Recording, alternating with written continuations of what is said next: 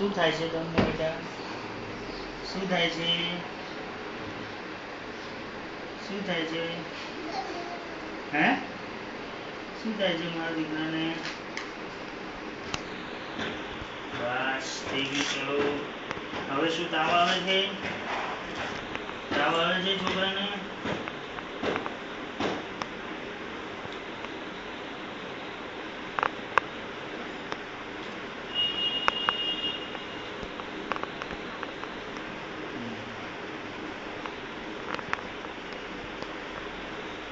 ચલો મટી ગયું બધું.